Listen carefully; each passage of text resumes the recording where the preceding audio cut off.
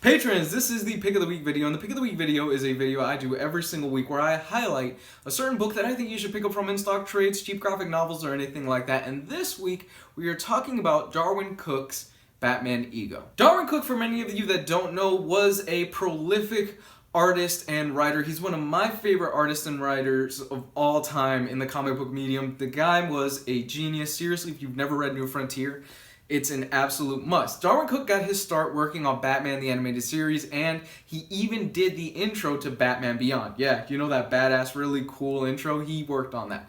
So Darwin Cook, whether you realize it or not, had a huge hand in a lot of people's childhood from my generation. Now, unfortunately, last year Darwin Cook died because of cancer, and well, it was really sad and it really hit the industry really hard. However, we have a huge amount of back catalog from the guy that we can go through and we can honor him.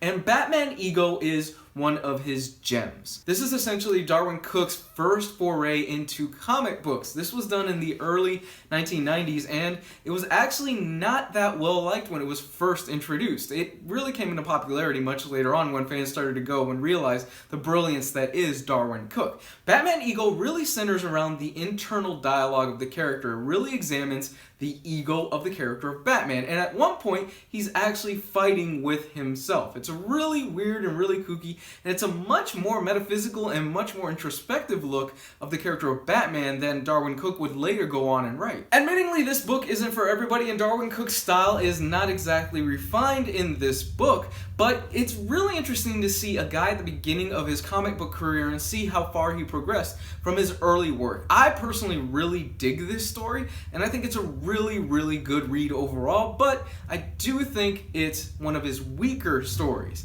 That doesn't mean that it's terrible, far from it. It's just this is the beginning of a guy who was coming into the industry and he was working his style out. From that perspective, I really enjoy this book. Now, we're not just getting Batman Ego here, we're also getting Selina's big score in this book, and I love Selina's big score. Focusing in on Selina Kyle, aka Catwoman, this standalone story that's going to be included in this deluxe edition really is the crown jewel and one of the best Catwoman stories that I've ever read. Cook really understands the character. He's able to really write an interesting Selina Kyle, and it focuses on her committing one last bank heist. For those of you that have never read a Catwoman story, I highly recommend you check this one out. It's a really fun read all the way through, and Catwoman is portrayed in an awesome way. You're going to really grow to love the character in just a few pages that Darwin Cook writes her. The art in this bad boy, of course, it's drawn by Darwin Cook. What more can you ask? The guy was way ahead of his time. He's got a really interesting blocky style that harkens back to a classic age. However, it's not that far back that fans won't connect with it. It's classic but modern. It's a really weird take, and it's really hard to describe how his art style is. Personally, I love it. I think he is one of the best artists that we have seen in the past 10 years. The Batman Ego Deluxe Edition collects Batman Ego and Catwoman Selina's Big Store, plus Tales from Batman Gotham Knights 23 and 33, and stories from Solos number 1 and 5. This will run you about $20 this week on in-stock trades. Guys, pick this one up.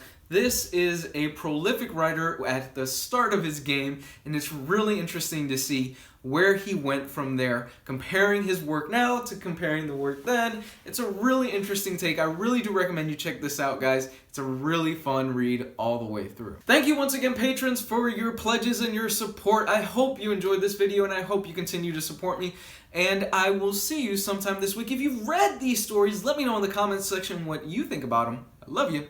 Have a great week.